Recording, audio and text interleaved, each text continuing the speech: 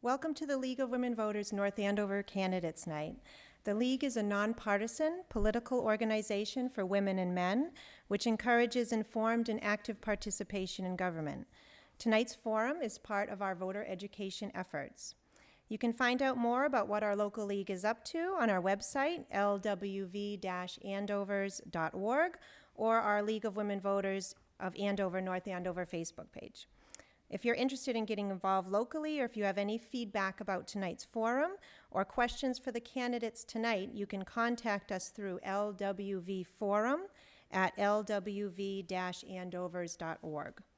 So if you are watching this forum live this evening, live right now, you can send in questions for the candidates prior to each segment, which may be asked during tonight's event. Please use the email that I just mentioned, which was lwvforum@lwv-andovers.org, and it'll also be shown on the bottom of your screen. Questions must apply to all candidates for a particular board, and right now we are looking for questions for the Board of Selectmen at this time. We have received many questions from the public, and we will try to ask as many as we can this evening, but we also plan on sharing those questions with the candidates so that they may answer some of them on their websites, Facebook pages, or during upcoming events. Thank you again for all being here. We will now begin with the Pledge of Allegiance. Please rise if you are willing and able. I pledge allegiance to the flag of the United States of America and to the republic for which it stands, one nation, under God, indivisible, with liberty and justice for all. Thank you. I will now introduce our moderator for the evening, Stephanie Traina, who resides in Andover and is also a member of our local Andover, North Andover League.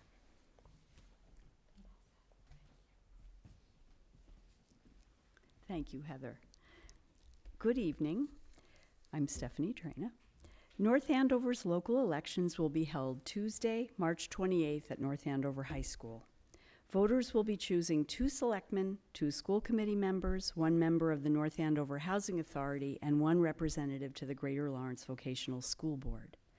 Tonight's schedule will be as follows. First, we will hear from 4 of the 5 candidates for 2 seats on the Board of Selectmen. Regina Keene, Daniel Lannon, Chris Nobley, incumbent Don Stewart, who couldn't be with us this evening. I'll be reading his opening and closing statements, and Frank Terranova. Then we will proceed with the 4 candidates for 2 seats on the school committee: Catherine Koch, Holly Vitsky-Lynch, Helen Picard, and former school committee member Corinne Roten. My apologies. So we'll continue our candidates' night by presenting 4 of the 5 candidates for 2 seats on the Board of Selectmen. You will each give a 2-minute opening statement. This will be followed by a question and answer period. You will be given 1 minute to respond to each question, which will be followed by an optional open 1-minute clarification or rebuttal period, during which time any candidate may speak, as Heather explained. Please use this time to add new information to the discussion or respond to another candidate. Again, we want to cover as many topics as we can. We may also have some quick 1-word or 1-sentence answer type questions. Finally, each of you will end with a 1-minute closing statement. You will give your opening statements in alphabetical order by your last name, and I will rotate the order for questions, and closing statements will be made in the opposite order from your opening statements. So, I will begin by reading Don Stewart's statement, and then I will turn things over to Ms. Keene, just so to keep it. So, Mr. Stewart sent in this statement. I'd like to thank the League of Women Voters for this opportunity. I've served on the Board of Selectmen for 21 years and have been part of creating a special place that I'm proud to call home. We have built a great community, preserved open spaces, built new schools and police and fire stations, all under budget and without overrides. We made sure to provide necessary services and clean drinking water. Both my wife and I were born and raised here and attended North Andover schools and raised our family here. I've seen our town grow and change over the years and still remain the same place that I love. I would be honored to continue to serve and bring my years of experience as your senior selectman.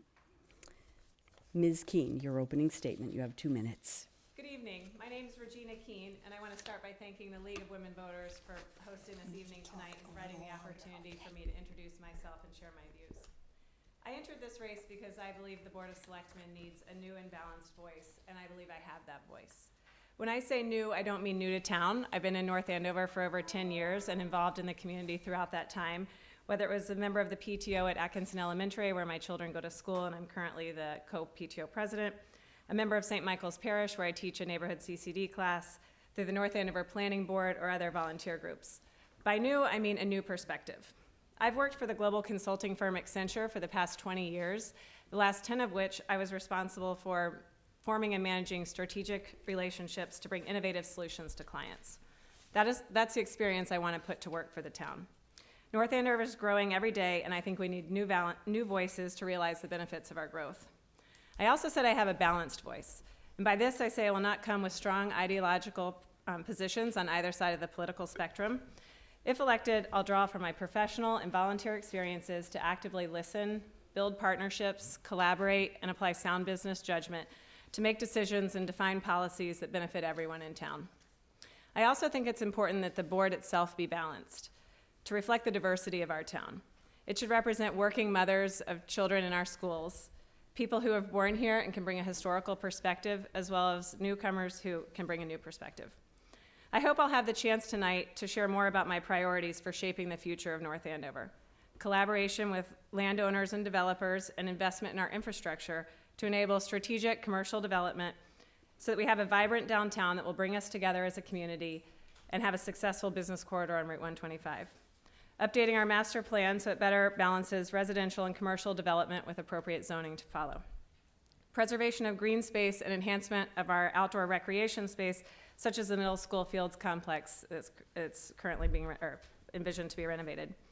Continued collaboration between the schools and the municipal side of government to make reasonable investments in our schools, realizing that it's in all homeowners' interest to keep our schools among the best in the state. Thank you. And finally, fiscal responsibility, maintaining our pay-as-you-go policy and funding reserves. Thank you. Thank you, Ms. Keene. Mr. Lannon. Thank you. I'd like to thank League of Women Voters and also thank all the candidates. North Andover has a large to choose from this year, 5 selectmen, 4 school committee candidates. I think that's great. That shows what type of town we are. People are committed and involved. You look at our volunteer boards, and that states what North Andover is. Everyone volunteers and pitches in and helps out and has a sense of community. That's what makes this town a wonderful town. My name's Dan Lannon. I was raised in the town of North Andover. I attended the public schools in town here. Between my junior, senior year in high school, I attended Army basic training. After high school, I went to medic training. I served 6 years in the Army Reserve. I went off to college at Northern Essex Community College. I completed my associate's degree. After that, I went to Westfield State College.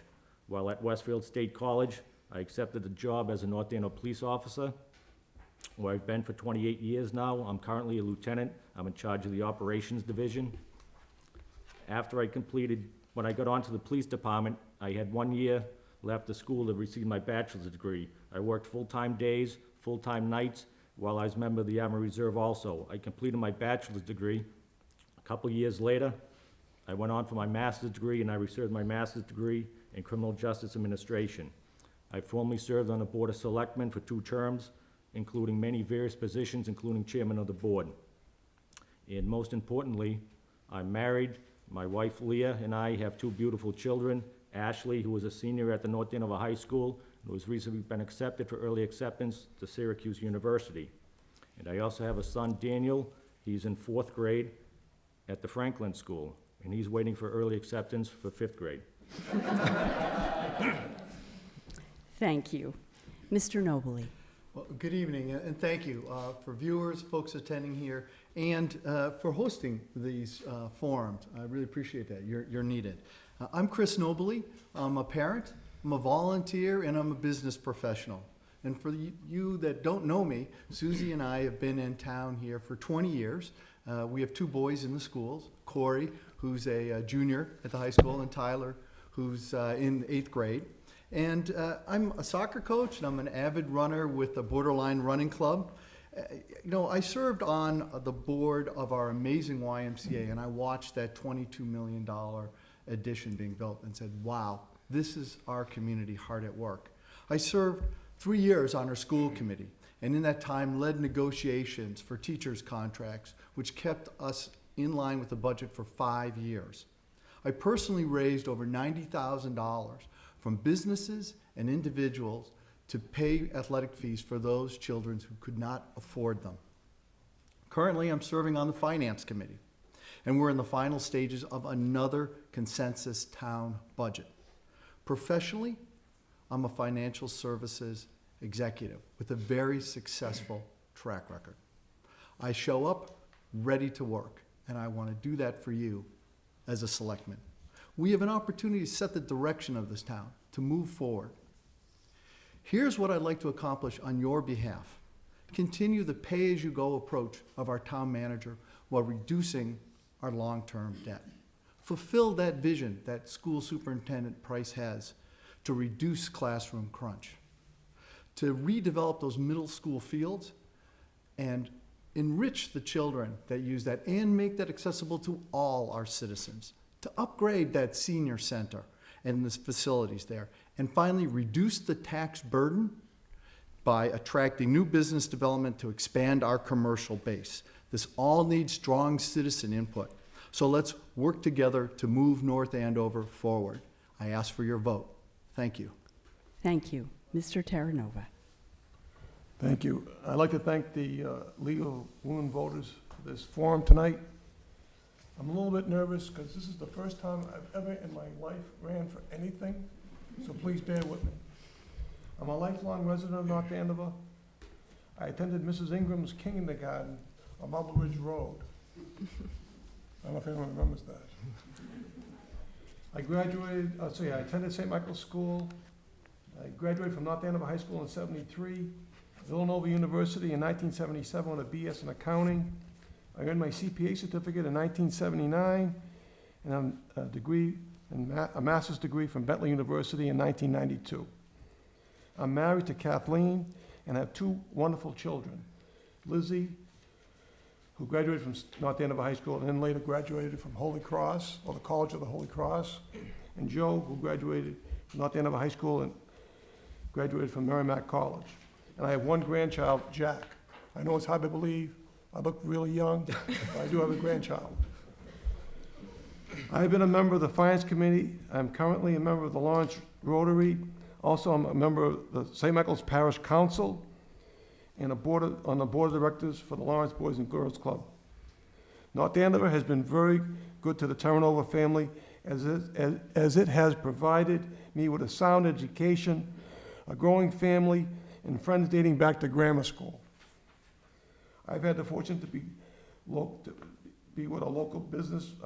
Owned a local business, McClay's Florist, and the opportunity to participate in 2 successful developments in North Andover, Stop and Shop and 1211 Osgood Street. Those 2 developments bring in $20,000 a year in taxes. I'm running for selectman because I want to continue to participate in keeping North Andover a special place to live, raise a family, start a business, and build friendships. I'm self-funding, and if you share this common vision for our town, please vote for me. Thank you for your attention. Thank you.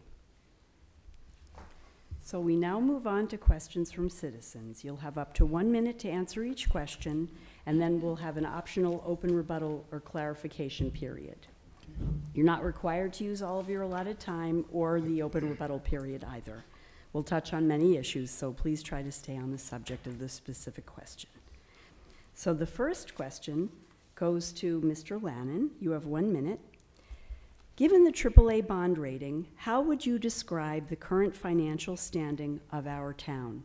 Do you think there is a balance between spending, saving, and the taxes, fees citizens are paying?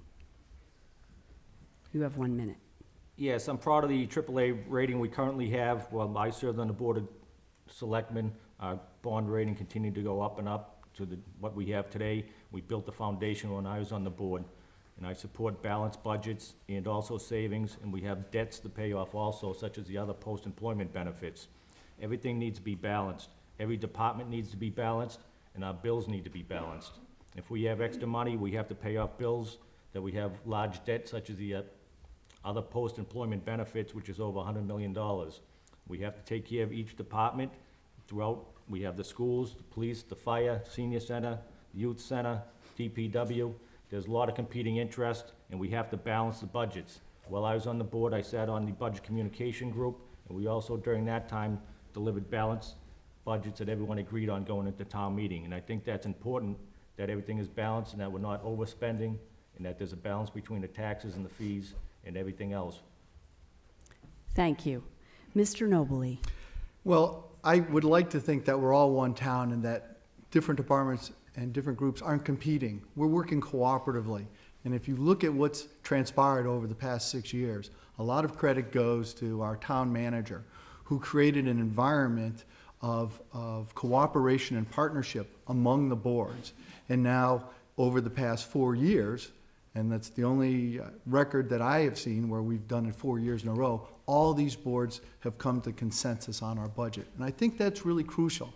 When you listen to the town manager at the most recent meeting, and you look at the audit that was recently done of the town, what they saw was this. We have built our reserves from 0 in 2011 to over $20 million. At the same time, look at what's transpired in this town, not just in terms of facilities, but the scope of our programs. To me, that speaks to people working well and cooperatively. So I would like to think that our opportunity here is how we collaborate. Thank you. Mr. Terranova? I don't have an awful lot to add to that because these two fellows did such a good job. But I will say this, it's a balancing act between services and taxes. And people are always saying, you know, let's bring down the taxes, let's get more services. But that's what this, with the town manager and the Board of Selectmen, that's what it's a balancing act, and they do a good job. And I just want to add to that, and I think I can help continue that balancing act. Thank you. Ms. Keen? I think that we're in very good financial standing. I think that's a testament to our great town manager, Andrew Mailer, who's done a great job. In terms of the balance between spending and savings, I think that we should have a balance. Certainly, we need to address the other post-retirement benefits being underfunded. I think that we need to, I think we're in good shape, though, that we've started a reserve fund to start collecting for that. And I know that from some of the research I've done, other towns haven't gone so far as to do that. And in terms of the balance between departments, I think certainly there should be some level of balance, but we need to base decisions on where we put our budget based on the value and the needs of each department. Thank you. It sounds like the 1 minute open discussion clarification, maybe I'm happy to give it to you. So please, you have 1 minute. I'd like to just note one point of clarity. Our OPEB liability, that is the other post-employment benefits liability, is actually $83 million. It's still a lot, but it's under $100 million. And we've been working that down, and part of that is the process of who we hire, how we hire, making those considerations up front. And I think that's really important. That's something I've seen sitting on the Finance Committee. You get some purview to that. The other thing is, balance is also a relative thing, right? You know, I have a 17-year-old that's sitting at the table, and if a 5-year-old sits down there and we've got a plate of food, how do you divide that up? Well, it's not always, it's what they need to nourish themselves. And I think that's the other thing that's coming about in this town, which is to think about it in its entirety, and what do we need to nourish and grow each of those departments and accomplish the services that we need. So something to add? No? No, just while I was on the Board of Selectmen had set aside funds to fund the OPEB cost, and it was taken out of the budget by the Finance Committee during going forward to town meeting. So while I was on the board, we were the first ones as a Board of Selectmen to start to try and address this issue of the other post-employment benefits. Thank you. We're moving on to a much more difficult question. I'll give you fair warning. So this question goes to Mr. Nobley first, and it came from a league member. What are your thoughts on the recent proposal to bring zoning changes before town meeting, opening the door for marijuana cultivation at Osgood Landing. You have 1 minute. Well, I think look at the pronouncements that just came from the White House, right? We're talking about federal law. I think that pretty much makes us a non-starter, to be honest with you. If federal enforcement and those issues are hovering over this, I'm not sure how we can really proceed down the road at all with this, with that large and unknown, because that ties into tax revenue, it ties into law enforcement. Until we know what the federal approach to this is going to be, I'm not so sure we can get very far down the field. Certainly, there are some interesting questions that you can examine, and there's been a lot of discussion in town. But from a practical standpoint, this is where we're at. I'm not sure that we can go much further. Thank you. Mr. Terranova. Yeah, I have some real concerns about the marijuana. I voted against marijuana when the state asked, but it passed, because I feel marijuana is a gateway to stronger drugs. So I'm not too excited about this at the Lucent place. I'm a little disappointed that the owners of Lucent haven't attracted other things like biotech companies or high-tech companies, because there's all the resources, all the people that know these. We have such a good talent pool. So I'm not really too excited about making 1600 Osgood Street a big marijuana growing facility. Thank you. Thank you, Ms. Keen. That is definitely not my vision for that space. I would love to see that space developed into something that can bring us together as a community, a Linfield marketplace or an indoor sports facility or something, anything that would allow us to have a place to come together as a community and spend our time and money in North Andover. That being said, there's been a overlay for that space to enable such a development for some time, and it's not come to fruition. So I'd like to understand the owner's long-term vision for the space. I certainly don't want to see it continue to be underutilized. It can certainly be a huge revenue source for us.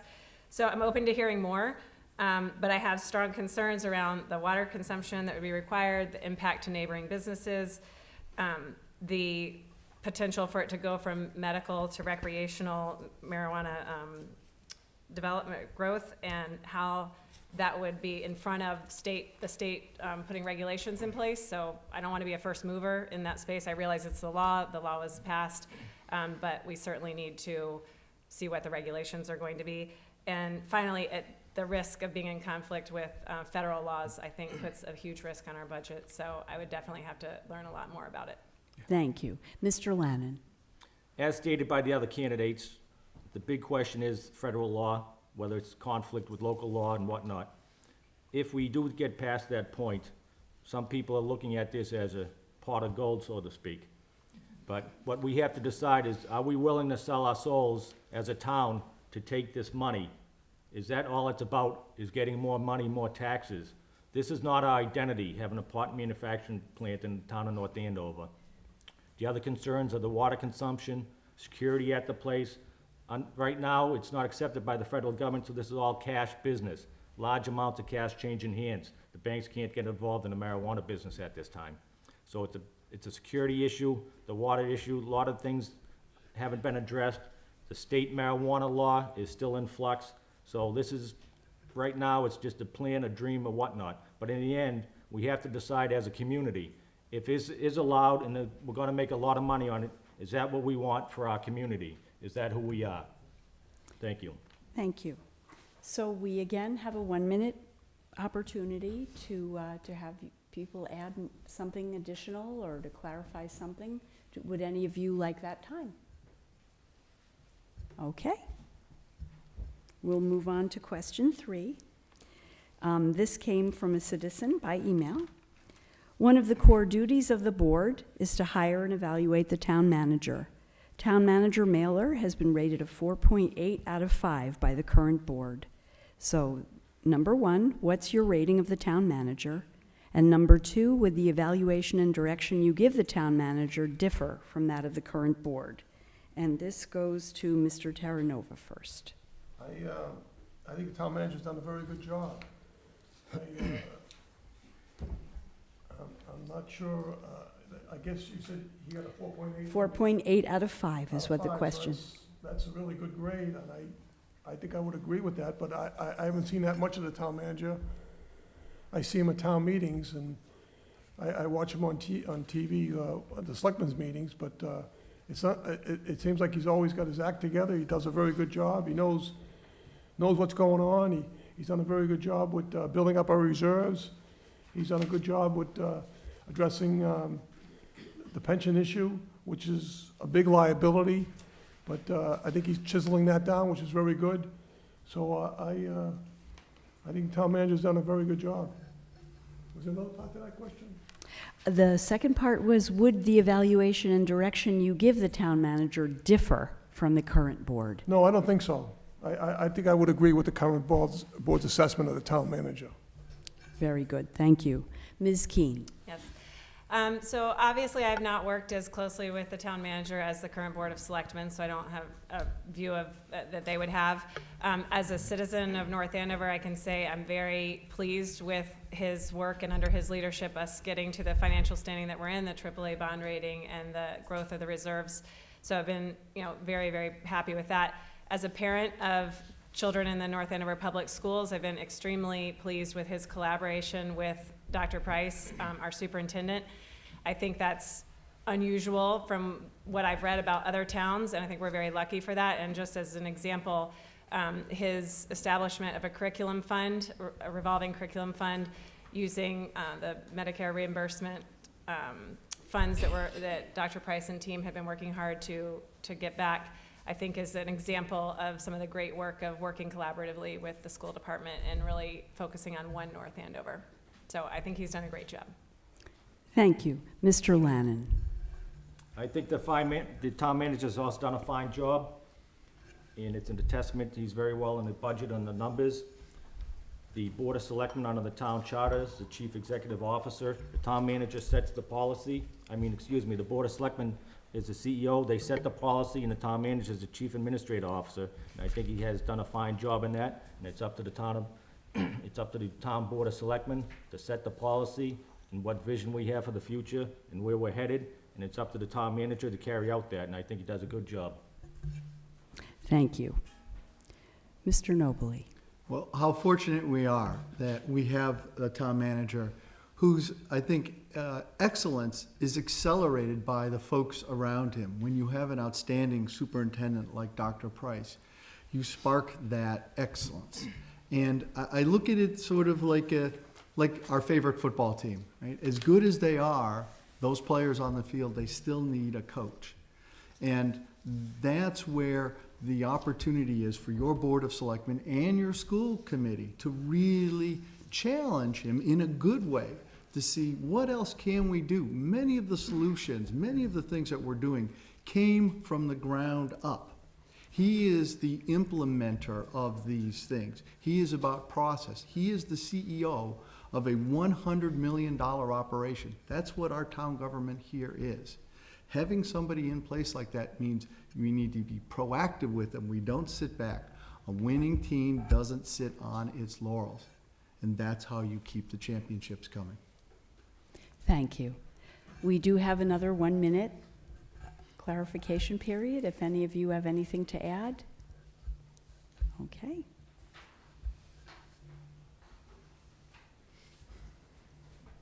So this question,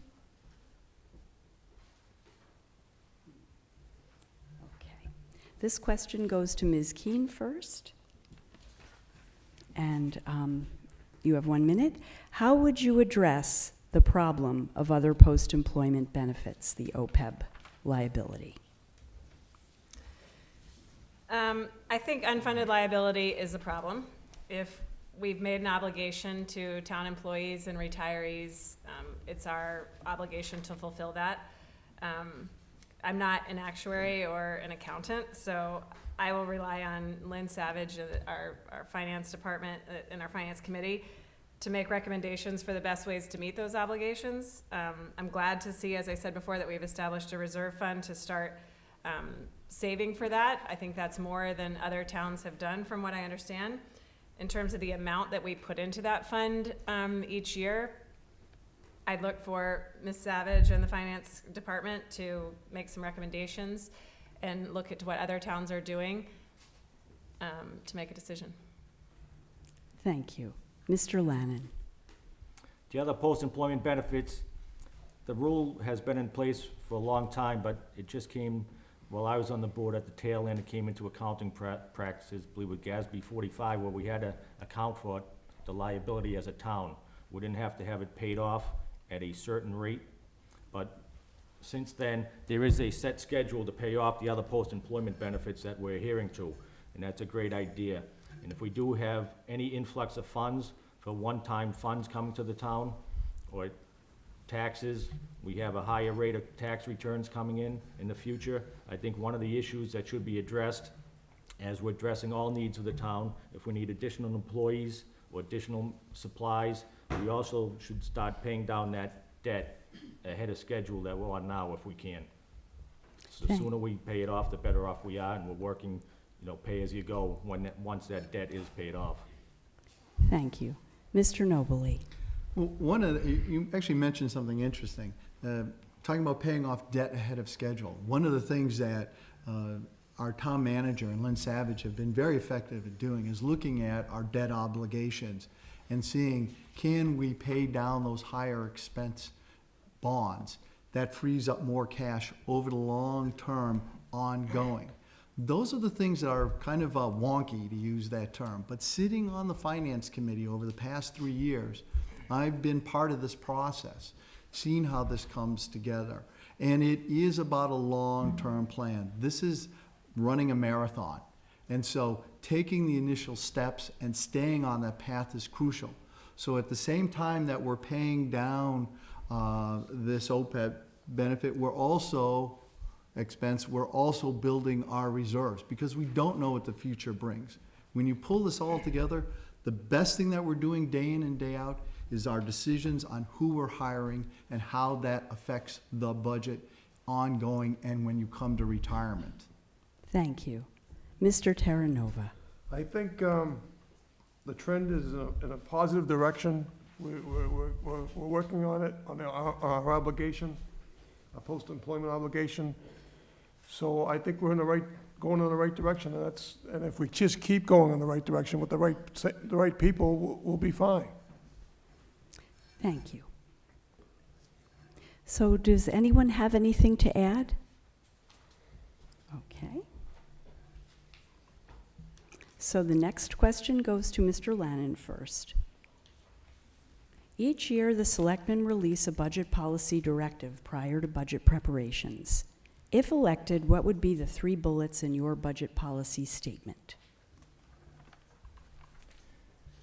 3 goals would be to maintain personnel, maintain services, and maintain costs.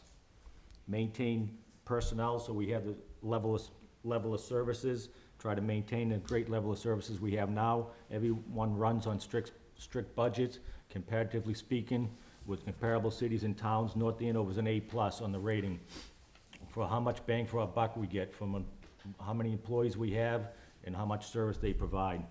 For the service, I continue to strive for our employees to keep striving to be the best employees they can, serve the public in the way they do in a professional manner. And I'd also strive, to keep tight reins on your budgets, to keep the strings tight and keep doing what we're doing now. Spend every dollar, spend it wisely, and make sure that we're keeping things tight and making savings anywhere we can and coming up with new efficiencies. Thank you. Mr. Nobley. The 3 things that I think are most important for us to focus on are going to be, 1, continuing the pay-as-you-go approach. That's crucial, that we hold each department accountable for their investment in personnel and expenses. And that's about how that's structured. Again, something a little bit behind the scenes, which I've seen on the Finance Committee, but the payoff of that is very large. So that's number 1. Number 2, I think we need to ensure that there's more collaboration and more connection among all the boards and commissions within town. We have 30 boards and commissions in this town. I've spoken to one member on every single one of those boards. And what I hear is, we want to do more, but how do we do that? So I would charge our town manager with coming up with a plan to pull that together. And the third part of this really is aspirational. We have the policies in place. Where do we really want to see this town? And that's where the town master plan is going to be critical, and that's what I would like to drive. Thank you. Mr. Terranova. You know, could I ask you to? Repeat the Yes, question? please. Certainly, yes. Each year, the selectmen release a budget policy directive prior to budget preparations. If elected, what would be the 3 bullet points in your budget policy statement? I think I would try to promote more commercial development, and that would help the town a lot. I mean, when they do commercial development, first of all, commercial real estate pays a higher rate, and they don't send any kids to school. I think 60% of it, the budget's for the school, which is a good thing. I mean, we have to take care of the children, but education is very important, so commercial development would help out a lot. Keep an eye on costs, which they seem to be doing a good job at keeping costs down and paying down the, building up the reserve. Those 3 items would be my priority. Thank you. Ms. Keen. Thank you. I'll bucket my points into one, economic development and how we enable that. I think I'm excited about a new master plan, which I know is in the works to be developed, and I think we need to have updated zoning in accordance with the master plan.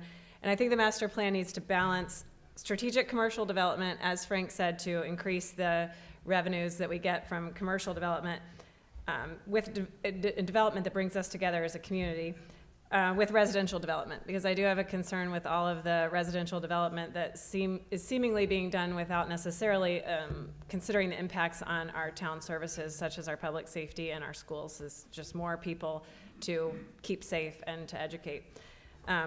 Improvement of our downtown infrastructure to support a more vibrant downtown. Community development, so continue to invest in neighborhood enhancements that bring us together as a community. For example, the middle school fields, which I mentioned earlier, the Drummond playground, which I know is slated to be updated, and so on. Very excited about those. And third, financially, continue to adhere to financial reserve policies to retain our bond rating and maintain a structurally sound budget. And including in that investment in our schools. I know I'm being told to stop, but Thank last you. point, investment in our schools to ensure we remain a top community for public education. Thank you. Now, we do have another optional minute. Does anyone have anything they'd like to add for this? It sounds- I would just like to note that the town master plan, the master comprehensive plan, is a really crucial opportunity that we have as a community. It's supposed to be done every 10 years, and this one's 17 years ancient. And this is where all these pieces come together. And our challenge as a community is to look at all the different areas we have in town and come up with one way to attract business. How do we put our zoning together? How do we look at doing this that's consistent with how we want residential areas and green space preserved? This is our opportunity, and I would tell every citizen listening tonight, you are going to have an opportunity to speak to this, to be involved in this over the next year plus, and this is where the implementation will create that North Andover that we all want to see. Does anyone else have anything? I just want to add, I think the town manager and the Board of Selectmen have done a very good job with the development of downtown. Downtown, I mean, small business is the heartbeat of this country, the heartbeat of this town is small business. And they're promoting that kind of development downtown. But if you go and look at like the Loop in Methuen or the development, the Linfield Crossing, that's what they're getting away from these strip malls to more of a downtown feel. And that's what downtown North Andover is going in that direction. So I think it's going in the right way about the way they fixed up downtown. I'll just add that I mean, downtown, I really think we need to focus on investing in the infrastructure to make it a more pedestrian-friendly, vibrant place, policies that will bring more businesses there. I feel like there's a lot of business there that's, you go down and you leave, and you're not necessarily staying downtown for a long time. I'd love to see that be a place where you go and you spend the afternoon with your family. I think the farmer's market that's going to open this summer is a great step in that direction. I'm super excited about that. And I'd like to see more opportunity for me and my family and all residents of North Andover to be able to spend time downtown, more time, eating outside, doing entertainment, recreation, creative outlets, etc. Thank you.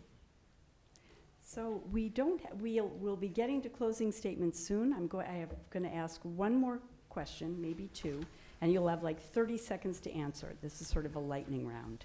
So Okay. we'll start. Double points. Mr. Nobley, you're first. All Okay. right, go ahead.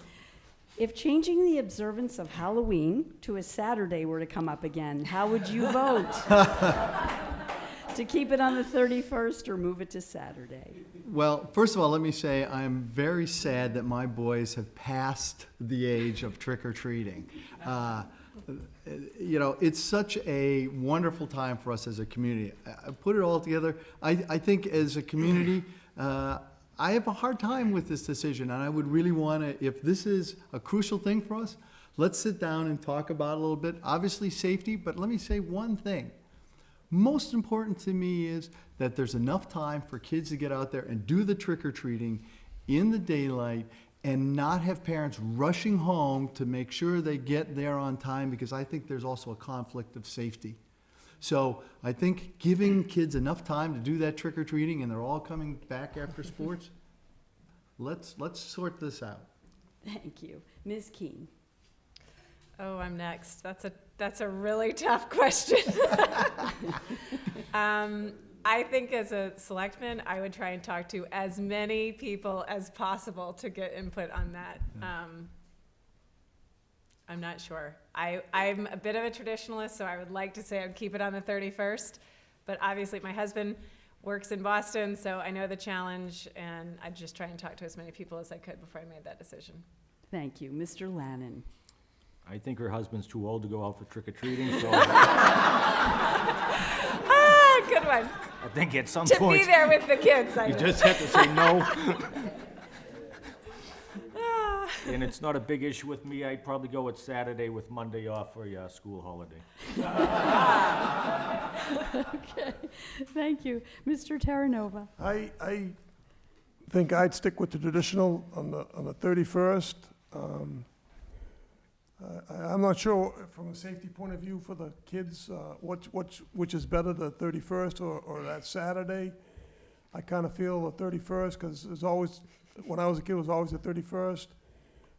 Where I live, Brentwood Circle, it's pretty quiet, so I'd like to see it stick with the 31st, because the more kids, the better. I like to see them come to my house. Thank you. Thank you. So it's time for closing statements. On March 28th, the voters will have the opportunity to vote for two of you for the Board of Selectmen. You may each take up to 1 minute to give a closing statement. Mr. Terranova, you're up first. Well, I'm first. You're number one. I don't know what to say, but I will say a few comments.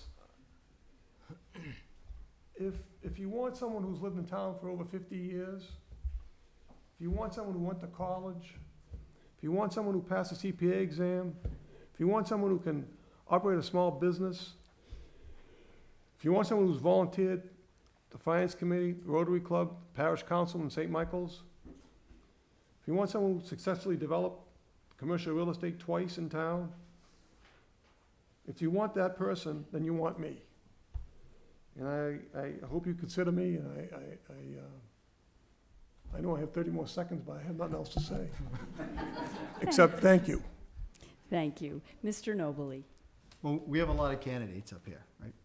So what makes me different? I am far and away the most experienced person and the best qualified to serve. Serving 3 years on our school committee, I know the budget, I understand how it's constructed, and fully understand and will work for the needs of the schools. Serving 3 years on the Finance Committee, every department in this town is touched by my work. I have an intimate knowledge and understanding of our budgets and our financial decision-making. And finally, I've attended many Board of Selectmen meetings over the years. Why? Because it's important. It's important to understand all aspects of town government. So, no matter where or when my compatriots have served, none have as broad a record of service. I will draw on that experience to provide the services we need. I won't simply show up to meetings every 2 weeks. I ask for your vote to work with you and for you. Thank you. Thank you. Good night now. Mr. Lannon. Thank you. I bring the experience and balance to the Board of Selectmen. I previously served on the board. During my time on the board, we previously spoke about businesses.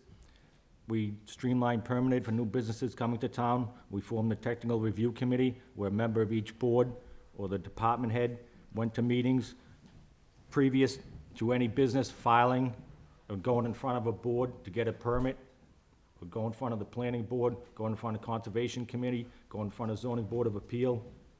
They have a trial period before this where they're actually set up and hand-delivered one by one at meetings. They let know in the paperwork what they need to be done, what realm of work needs to be done, what's expected of them when they actually get to the meeting to get their permits. So this helps them out, so they're not just showing up at a meeting and being surprised. I've worked on tax increment financing plans, and we also created an economic development zone. The economic development zone from Lawrence was taken, and we were able to extend it downtown into the mills to help those businesses take advantage of the state level tax funding and breaks on the state level to create new businesses and expand businesses. Thank you. Ms. Keen. I want to thank the League of Women Voters again for hosting tonight, and thank everyone here and those watching at home for your time and your interest. I hope I've conveyed what I believe is important: a focus on investing in infrastructure and building relationships to enable strategic commercial growth so that we have a vibrant downtown and a successful business corridor on Route 125, and continued investments in our schools while maintaining sound financial management. I really think we're in a sweet spot right now with a great financial shape around AAA bond rating, with a very strong superintendent and town manager who are collaborating on behalf of North Andover. I'd be very happy to collaborate with them. I'm confident that my business experience at Accenture, my skills in collaboration, relationship building, and leadership will benefit the town and help me to be a successful selectman. I humbly ask for one of your 2 votes on March 28th. Thank you. Thank you. And now I will read the closing statement of Don Stewart, who couldn't be with us. In the years that I've been selectman, I like to think that I've added stability to a board that has seen many changes. I know from experience what works and what doesn't. Unlike other towns that are struggling to make ends meet, North Andover has continued to grow and flourish. Our finest achievement is we have a AAA bond rating. As always, my only agenda has been to represent all the people all the time. I ask for your vote so that I can continue to serve you. Thank you. So thank you all. Thank you. Now I ask the audience to stay seated while the candidates for the school committee come up to the table. If any audience members or viewers at home have questions for the school committee, please submit them now. Also, if you are watching at home, you will see a public service announcement about upcoming elections from our town clerk, Joyce Bradshaw. Stay tuned for the school committee segment. Thank you. Well done, Frank.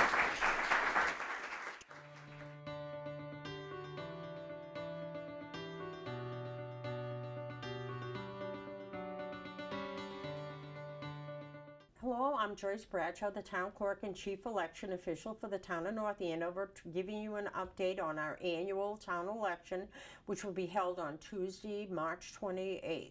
Polls are open at 7 a.m. and close at 8 p.m., and all voting is done at the North Andover High School.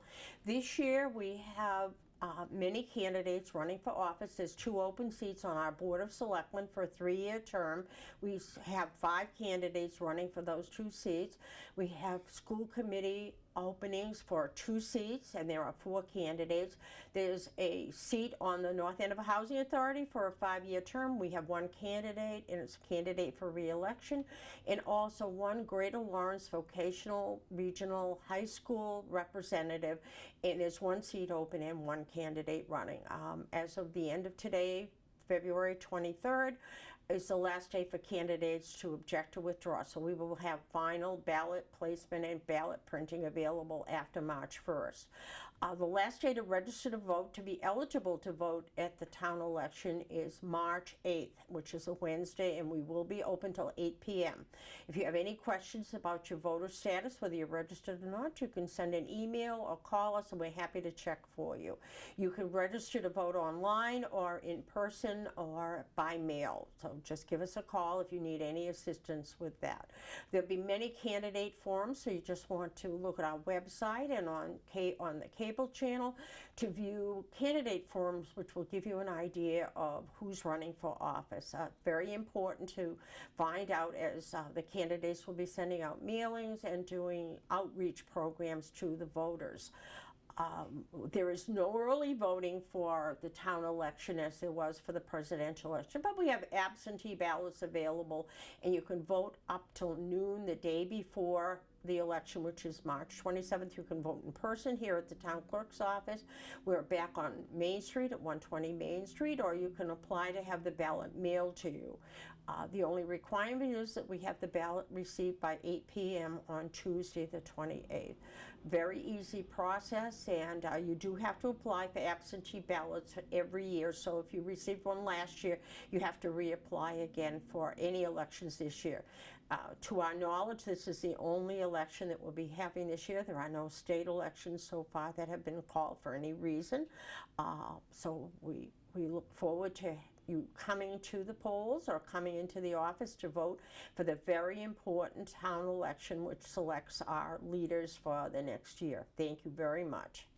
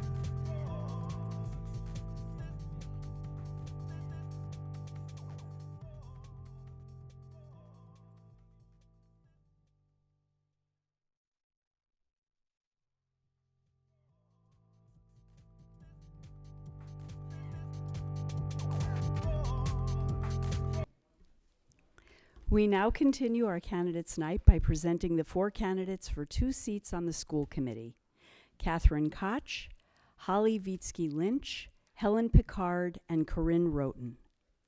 The rules of this segment are the same as for those of the Board of Selectmen segment, so we will begin with 2-minute opening statements. Ms. Koch. Thank you. Good evening, and thank you to the League of Women Voters for having us tonight, and to our moderator, Stephanie Trena.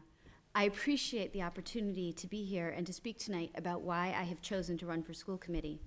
My husband Paul and I have been residents of North Andover for over 10 years, first on Mass Ave and now on Granville Lane, with our 3 children who attend Sargent in grades K, 2, and 4. In 2006, when we decided to move, we had a decision to make: move to another community or stay in North Andover. We decided to stay. We knew this would be the best place for our kids to grow up, and I'm truly invested in making our schools the best they can be, not only for our children, but also for all of the children who attend our schools and who will attend them in the years to come. I am passionate about the experience that my children receive in our schools. Among my volunteer activities, I'm involved in the Sargent PTO, I've been a member of the Sargent School Council, and I co-lead a Girl Scout troop. As an educator, I have been both a classroom teacher and an administrator. After receiving a Bachelor's of English, a Bachelor's of Science in Elementary Ed, and a Master's of Education from BU, I was fortunate enough to work in some of the top districts in our Commonwealth, places where I saw, learned, and participated in providing excellent educations for children. It is these experiences that will help me as a member of your school committee.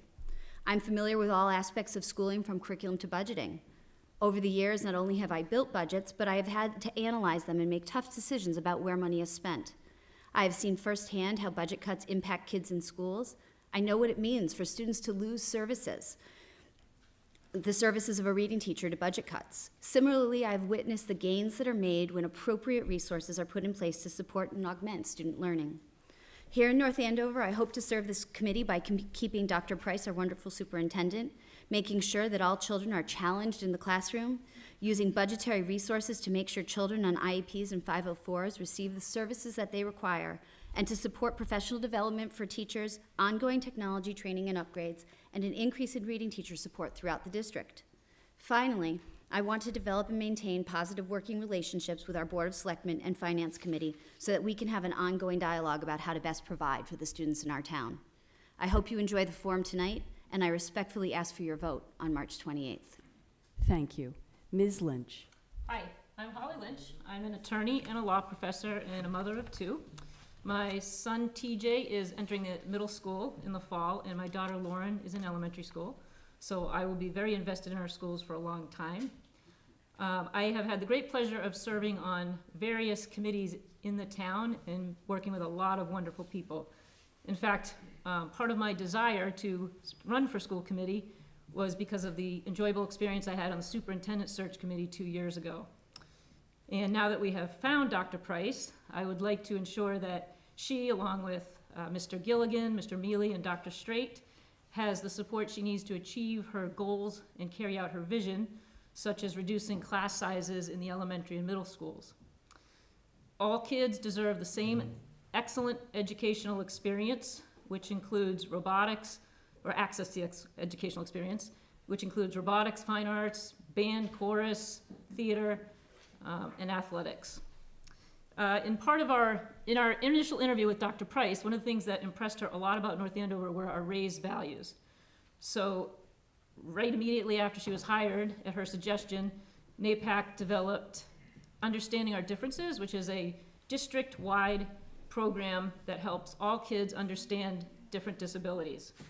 The response we received to that from students, teachers, principals, and our many parent volunteers, which it takes to run the program, was overwhelmingly positive. And it's just a great example of what this district can accomplish when we team up to help all kids. Thank you. I'm sorry. Sorry about that. My leadership experience in town includes 5 years as chair or co-chair of NAPAC, which is the Parent Advisory Group for Children with Special Needs, co-chair of NAPRIN, which is the committee that puts on the parent workshops in town, coach and co-commissioner of softball. These roles have prepared me well for serving in town, and I am excited for the opportunity to serve the schools yet again in another meaningful way. Thank you. Sorry about that. Ms. Picard. I want to thank the League and the community for this opportunity tonight. My name is Helen Newell Picard, and I live at 447 Waverly Road since 1994 with my husband, Tim. I'm running for school committee because I feel we have a critical juncture for positive progress in our schools. I have 2 sons. Currently, one is a junior in high school and one graduated in 2015 and currently attends UMass Amherst. They've had an overwhelmingly positive experience here in town, and I've had the pleasure of parent involvement at the Bradstreet School, the Thompson School, the Atkinson School, the middle school, and in the last 6 years at the high school. This is my opportunity to give back for those positive experiences. I'll provide a valuable insight and balance to the school committee. I'll ask questions and explore options. I'll seek public input and advocate for students. It's imperative that North Andover Public Schools support the leadership of Dr. Price. It will be one of my first priorities to negotiate a multi-year contract with her. She's led our schools to develop a well-communicated strategic plan for our growth, and we can secure her long-term commitment to lead us in its implementation. This spring, we'll be hiring a high school principal. We have proposed budget changes to our second-tier leadership, and we'll review the trimester schedule. School committee needs to ensure orderly transitions in all of those things. My experience and connections to families at the high school are unique among the candidates and the sitting school committee members, and will be an asset to this process. We also need to secure the approval and proposed budget for the integrated kindergarten. It's the right project at the right time, at the right budget. It's a familiar model to our community, and it's been successful. It will provide for the simultaneous relief of overcrowded classrooms starting in 2018. I've been a teacher and child advocate. I work in nonprofit management. I understand the roles of boards and professionals. Together we can create a system where all students are valued, where we enhance our curriculum and our programs, where we close achievement gaps, and we bring students with IEPs home to district schools and celebrate diversity. Thank you. Ms. Roten. Well, my name is Corinne Roten. I've been here in town for 12 years, and I have 3 young boys, which I'm sure at any point one of you have come across at least one of them. I would like to thank Heather and Kathy for arranging all this, and Stephanie for joining us tonight and keeping us all well in line. It can be a difficult job sometimes, as I already know from my previous experience of serving on the school committee from 2009 to 2012. I'm the only candidate that has that experience. I served underneath some very wonderful people, a lot of familiar faces I see here in the audience. I'd like the chance to do that again and bring my experience back to North Andover Public Schools. I worked with 3 separate superintendents when I served from 2009 to 2012, negotiated several contracts. So I'm very well versed, and I'm very ready to take on that challenge again.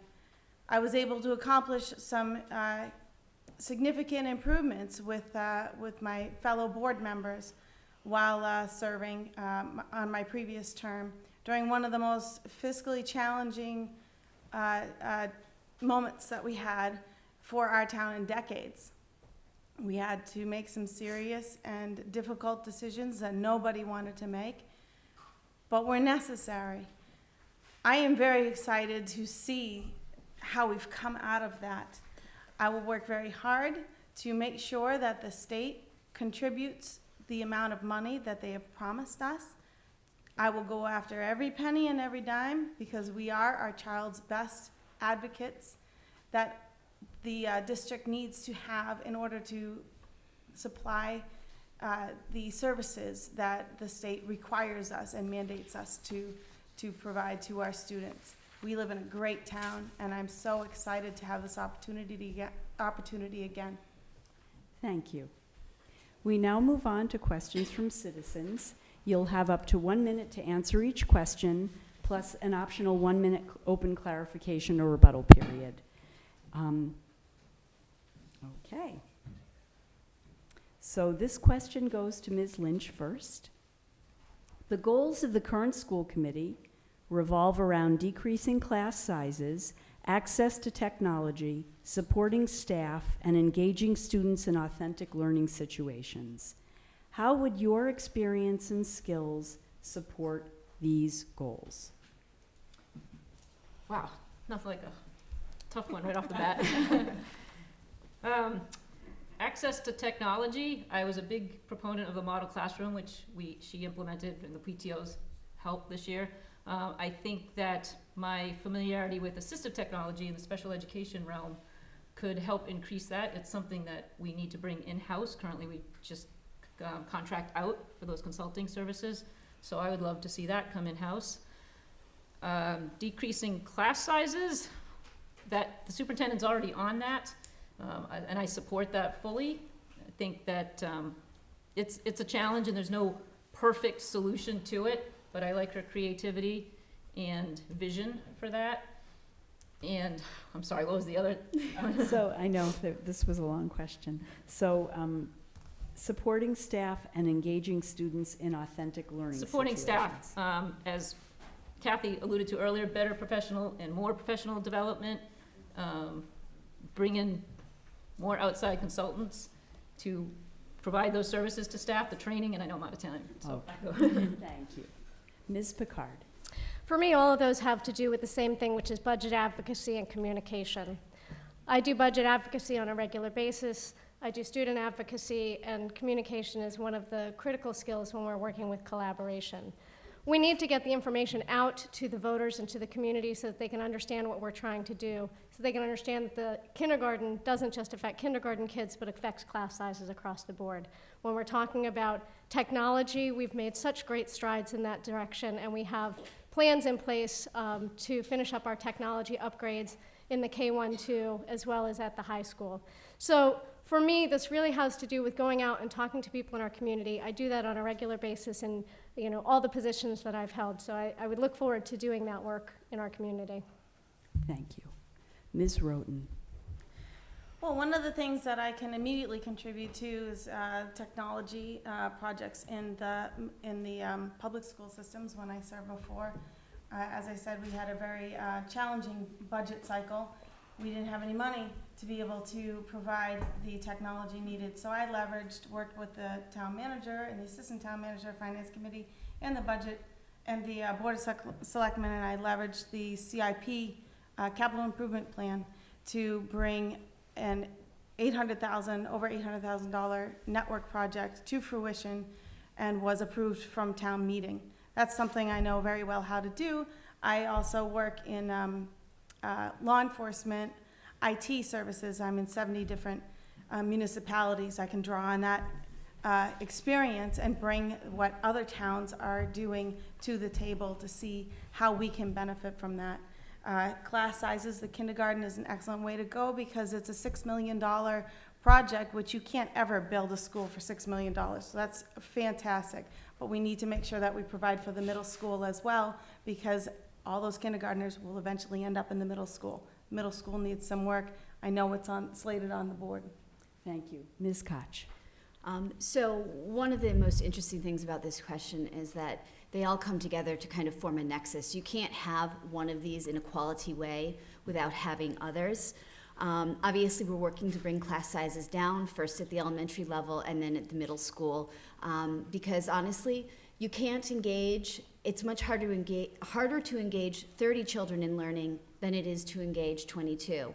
So you can have the best teachers in the world, but if you cram too many kids into a room, it's really hard to serve the needs of every single kid. So bringing down the class size is huge. The second part of that is the way that we support our staff and the professional development that we provide here in town. North Andover for very many years was really behind the curve in terms of professional development, and that has started to change under Dr. Price's leadership.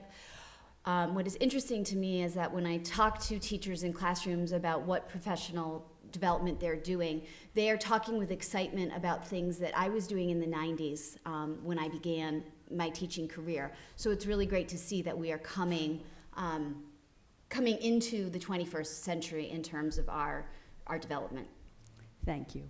We do have a 1-minute period, so if any of you have anything you want to add, and we can let it go on a little longer if so.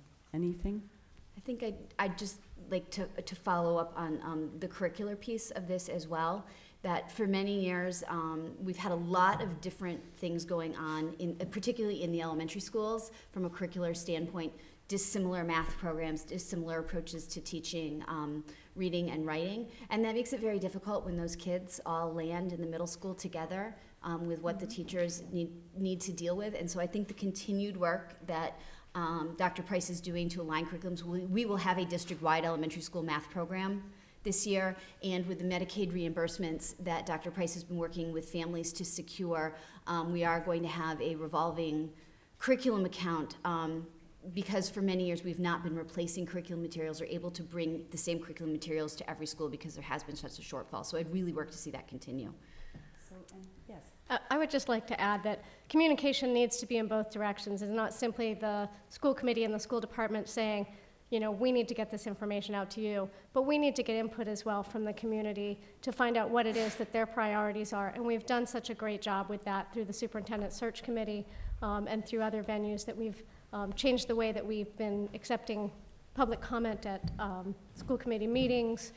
So we've really been doing a pretty good job with that, and I'd love that to continue and increase. One thing that I would also like to add is the professional development for the teachers is very important. But we need to make sure that the development that we are offering as an administration is effective and what the teachers need. I think it would be very interesting to be able to ask the teachers how they feel their professional development offerings are serving them, and if there's better ways we can serve them, if there's other programs we can use, and how that aligns with the principals of each school and how their vision for their school is as well. And Ms. Lynch, do you have anything you'd like to add? Okay, very good, thank you. So Ms. Picard, this question will go to you next, first. And it's about communication. So how will you encourage and sustain communication and collaboration among the town boards and committees? I'm really glad you asked that question. There's been conversation about having increased numbers of shared board meetings between the Board of Selectmen and the school committee. We're at, like Ms. Keene said earlier, a sweet spot in our town experience. We've had 4 years of consensus budgeting. We have 2 administrators who get along very well and move forward with excellent priorities.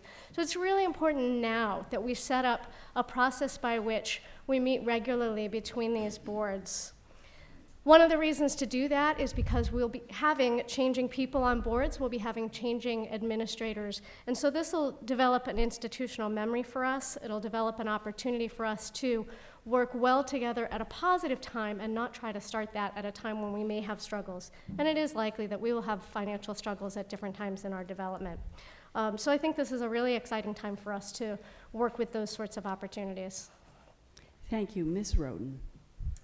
I think collaboration between the boards is something that is very important and can lead to cutting down on problems in the future. For example, we all know we have a classroom size problem in the town of North Andover, and it's getting tougher every day. We used to have 2 classrooms of each grade in each of the elementary schools. Now we have a lot of 3 classrooms in every grade for a lot of the elementary schools, and that's going to continue to grow. There's no real planning that happens in between the planning board and the zoning board and the Board of Selectmen and the finance committee when we talk in economic development, when we talk about bringing in new housing developments. With those new housing developments come new families. If the school board was, or the school committee and the school administration was involved earlier on that, we could do better at planning our classroom space and making sure that we have the resources in place in advance for those kids that are moving into our town because we are such a great town. I think if we collaborate in a way like that, that could eliminate some of those angst and problems later on. Thank you. Ms. Koch? I think that the town has done a great job of making sure that different boards and committees are meeting on different nights, which is really important because that allows the people from different boards to visit various meetings. And there are certain members of our committees who do that with regularity, and there are some who do it with less regularity. And that all depends on, what you are available to do.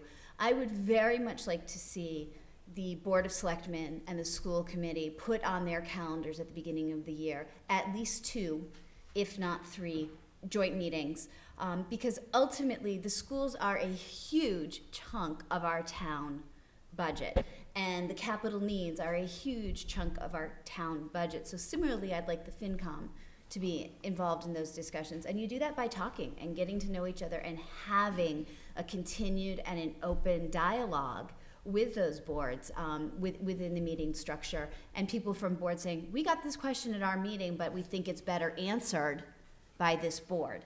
and having real room for that. Thank you. Ms. Lynch? I think we're really fortunate right now that all of our boards and administration get along really, really well. Dr. Price and Mr. Mailer work together very well, so we're already seeing increased collaboration and communication. I concur that more joint meetings would be a great idea because so much of it is intertwined. I think we're fortunate that FinCom is very supportive of the schools, and that might be another joint meeting. I think we're in a really good place in North Andover right now, and I think with our current leadership and our current board makeup, it's just going to keep improving. Thank you.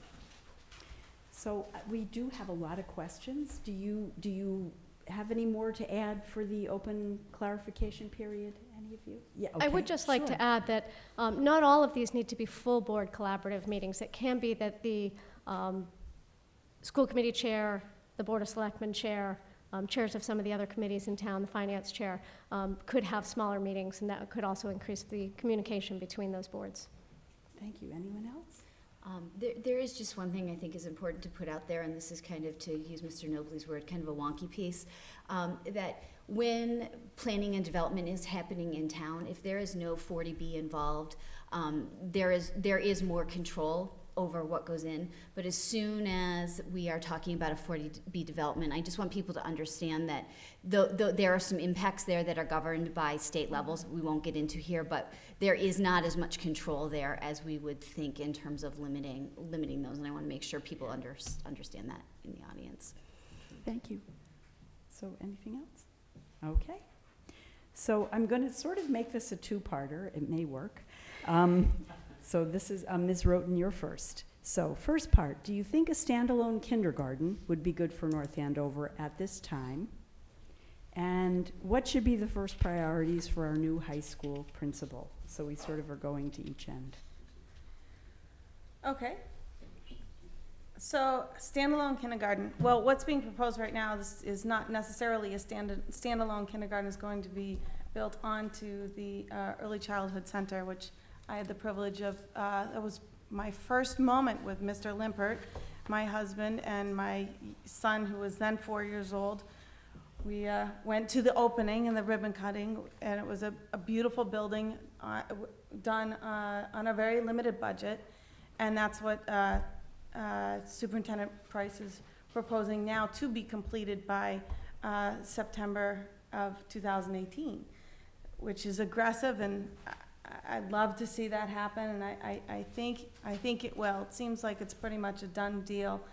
There's some questions that I have on it, but it's a decent answer to our classroom size problem.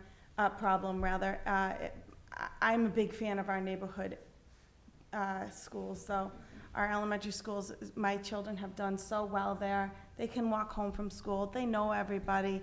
So that'll be a culture change. We ran out of time for the second part. That didn't work. I'll ask it as a separate question. Okay. Kindergarten, standalone kindergarten is the question. And so Ms. Koch, you're next. Okay.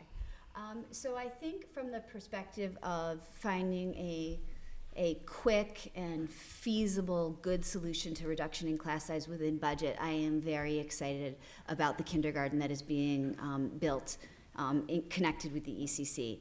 From an educational perspective, I do have some concerns of going back to a standalone kindergarten. I have some transportation concerns.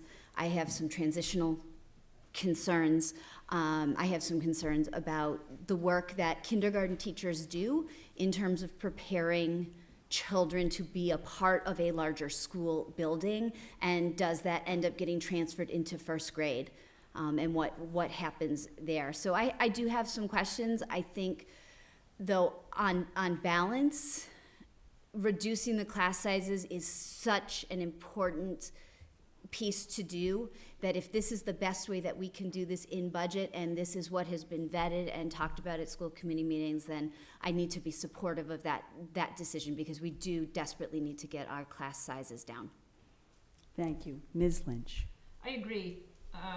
It's economically efficient. It's the most economic efficient option of the three plans that were presented to school committee and Board of Selectmen. Is it ideal? No. Traffic concerns need to be addressed, transportation concerns need to be addressed. It will cause an inconvenience for some families. However, if you balance that as 1 year of possible inconvenience with the 5 years of smaller class sizes that same child will benefit from, to me, it's 1 versus 5, and the 5 wins out. I think that it was, as she said, it was vetted very closely. It passed unanimously, both boards, and the FinCom supported it. I think it's the best we can do given our circumstances right now, and it worked in the past. Thank you. Ms. Picard.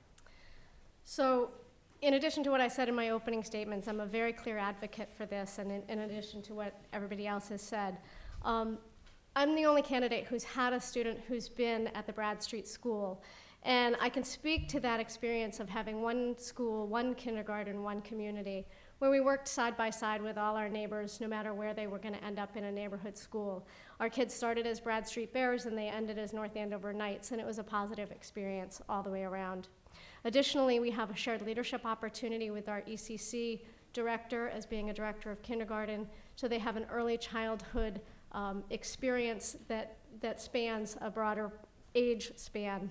Our superintendent has already committed to a traffic engineer and community forums to address concerns that parents may have about transportation and other things. So I am 100% on board with this kindergarten opportunity. Thank you. So, anyone have anything else they want to add in there? Okay. So we'll move right on to the high school question then. So the question is, what should be the first priorities for our new high school principal? And Ms. Koch, you're first. I think that the priorities of the new high school principal need to be looking at the schedule very carefully. I know that there are some real benefits to the trimester schedule, and there are some real drawbacks. And there are budgetary pluses and there are budgetary minuses depending on how you schedule. So I'd like to see that looked at with all of those considerations and not just throw the baby out with the bathwater. What works, what needs to be tweaked. There are some really creative things that you can do with scheduling in schools, particularly in a high school. But there are some issues that have arisen with the current high school schedule. I want to make sure that there is also the opportunity for appropriate evaluation going on, that the structures that are in place in terms of principals, department heads, and how teachers are being evaluated, that people are being evaluated not only for content and not only for pedagogy, but for content area, and that there are people in place who can make sure that the content is also being there. And that we continue to look at activities and how we charge families for sports and outside activities and what those fees are and what those structures look like. Thank you. Ms. Lynch. I agree to look at the trimester and semester schedule, and I believe that's one of Dr. Price's priorities after the new principal comes on board. I would also say that the math tracking should be addressed so that kids aren't stuck in one track if they are able to advance. Because so much of that planning happens in middle school, and a lot can happen between middle school and high school. So it would really be a good thing to look at and make it more fluent and fluid, rather than once you're in this box, you cannot get out of this box. I would also support increasing the funding, however we can, for drama and chorus and band and robotics. Currently, there is $3,500 in the budget for drama, and Grease just costs $6,000. So the kids should be able to do at least more than one play a year, but if they can't, not lose money on it. Thank you. Ms. Picard. So our superintendent did a wonderful job modeling what it is to write an entry plan, and I imagine that our high school principal will be writing an entry plan with a similar goal and experience. It will be very important for our high school principal to hire the second-tier leadership that's included in our budget. That changes from 3 assistant principals, with one of whom being AD/assistant principal. That's a model that hasn't worked, so we're going to need to hire 2 assistant principals, an athletic director, and department coordinators, which is a new role for North Andover High School, new in the last 8 or 10 years. Those department coordinators will have responsibility for evaluation and coaching of teachers in their department, mentoring those teachers, and working with curriculum. So those are going to be important roles for the principal. As far as the trimester evaluation is concerned, it's going to be very important that that principal involve the community in that evaluation process. They've had internal evaluations, I'm certain, for the last 8 or 9 years while they've had the trimester schedule. So the community input will be an important piece. Thank you. Ms. Roten. Well, I've been talking to a lot of parents in town, and I've heard concerns on the athletic fees. They seem to keep on going up, and families that have multiple children or do multiple sports, it can be very taxing. We have an excellent North Andover Booster Club program that several parents and several residents contribute to and support, and they do an excellent job at getting these kids interested in the athletics. I'd like to see if we can do something about that. Money is always an issue, but athletics are very important to a lot of parts of these kids' lives. And they can make them successful in their school and their academics as well, because it makes them feel like they've accomplished something. I also think that the schedule, I echo what some of my peers have said up here, the scheduling needs to be looked at. There are challenges that are being presented, especially in the foreign language program, where children can't continue in the foreign language, such as German, because of the way the trimester works, and they miss an entire year.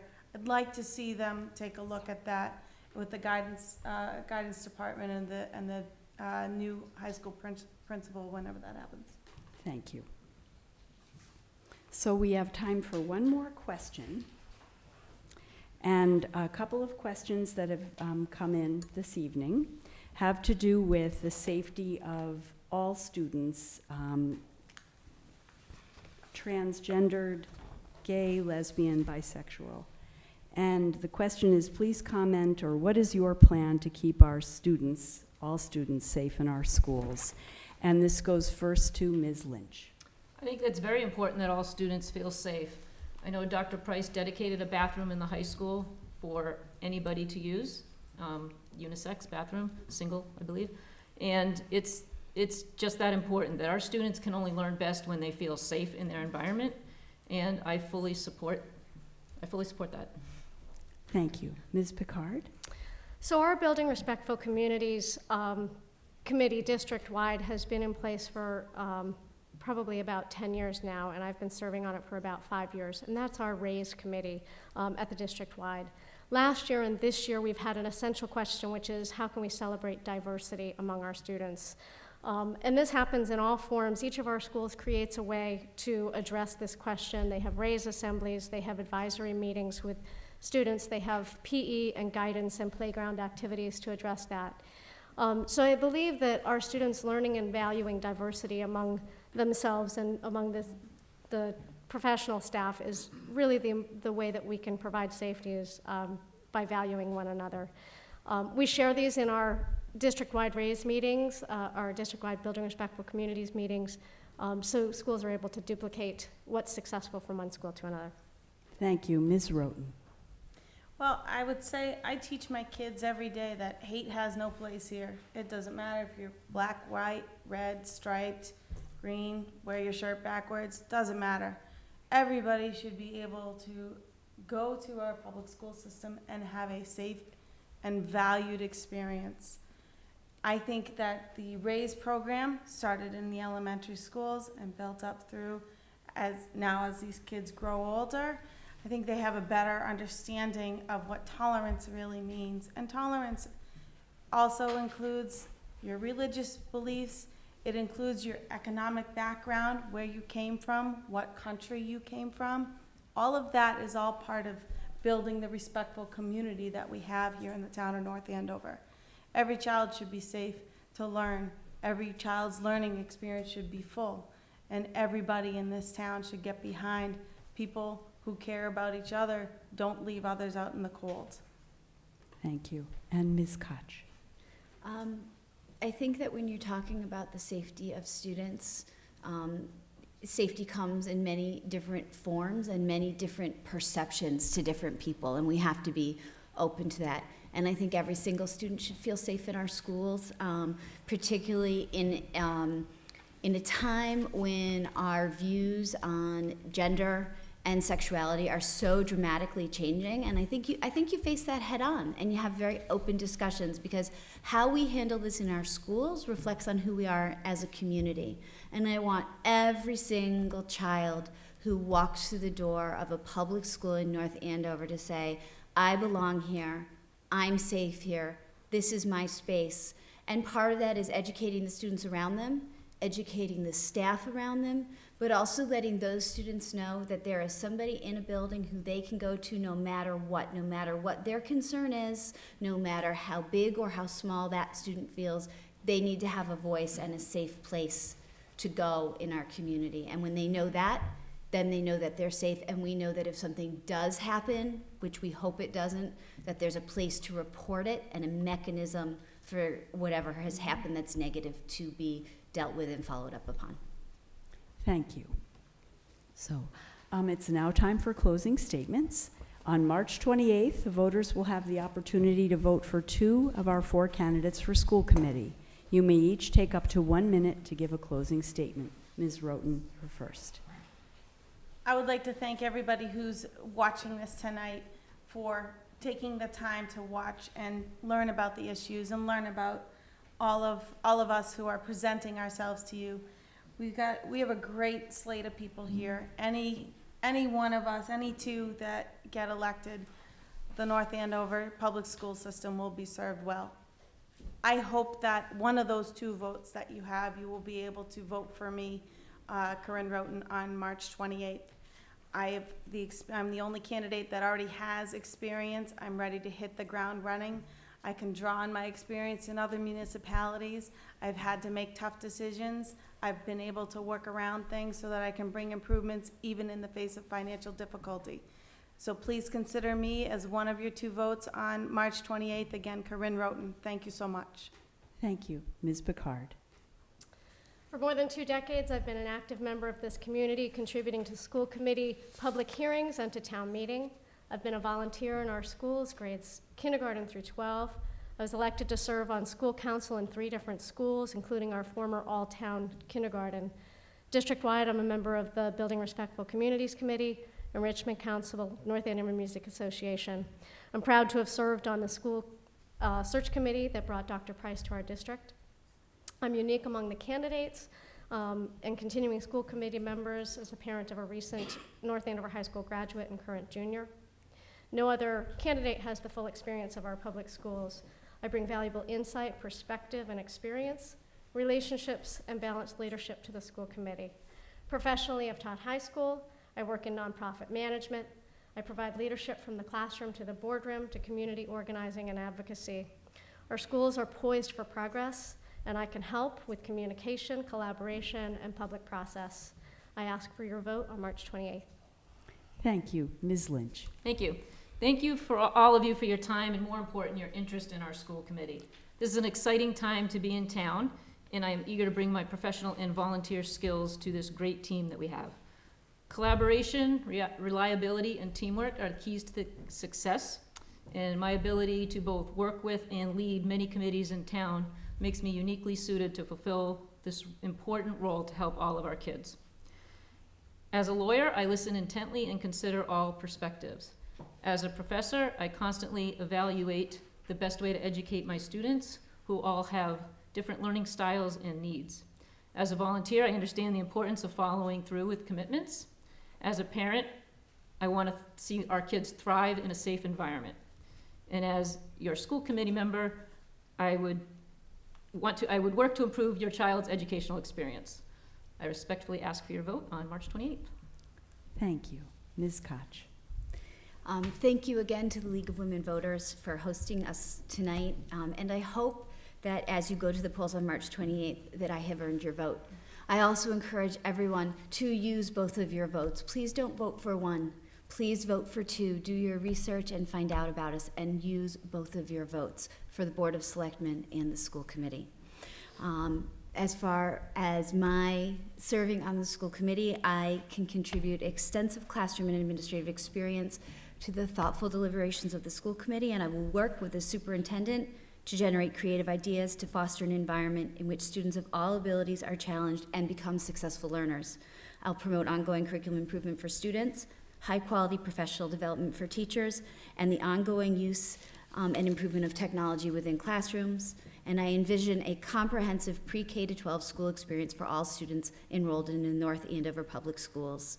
As a parent and educator, I will utilize my extensive professional background and personal experiences to benefit the children of North Andover. Thank you on behalf of all of the candidates tonight for being here and for tuning in. Good night. Thank you very much again to our candidates and to all of our volunteers who helped organize and run tonight's event, especially Heather McNeil and Kathy Stevens. For more information on our local league, please visit www.lwv-andovers.org or our League of Women Voters of Andover, North Andover Facebook page. And please send any feedback about tonight's forum to lwvforum@lwv-andovers.org. Remember to vote on Tuesday, March 28th at the North Andover High School. The polls are open from 7 a.m. to 8 p.m. Thank you and good evening.